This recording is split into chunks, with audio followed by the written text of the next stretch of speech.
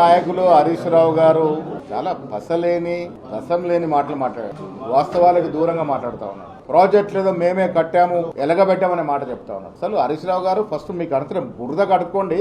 ఏం ఎలగబెట్టారు? 1,20,000 కోట్లు పోసి కాళేశ్వరం ప్రాజెక్టు కట్టి 1 ఎకరాకు నీరిచ్చిన పాపన పోయినరా మీరు? ప్రాజెక్టు కట్టిన 3 ఏళ్లకు బీటలు వారుతుందా? కాంట్రాక్టర్ల కోరకు ప్రాజెక్టు కట్టిన పరిస్థితి మీది. అప్పనంగా 1,20,000 కోట్లు గోదావరి నదిలో దారబోశారు. మీరు ఇవాళ ప్రాజెక్టు గురించి మాట్లాడుతున్నారు. నాసి రకం ప్రాజెక్టు కట్టి బడా బడా కాంట్రాక్టర్లు జేబులు నింపి ఇలా బీటలు వారిన ప్రాజెక్టును సరిచేసే కార్యక్రమంలో కాంగ్రెస్ పార్టీ 100 సీట్లు వస్తాయని మాట్లాడుతున్నాడు. ఎక్కడ సీట్లు అయినా నీకు బీఫామ్ వస్తుందా? అసలు 4గా చీలిపోతుంది బీఆర్ఎస్ పార్టీ అని వార్తలు వస్తా ఉంటే ఆ 4గా చీలిపోయిన ఏ బీఆర్ఎస్ పార్టీ బీఫామ్ మీద పోటీ చేస్తావు నాయన? నువ్వు బీజేపీతో మీకున్న చీకటి ఒప్పందం వాస్తవం కాదా?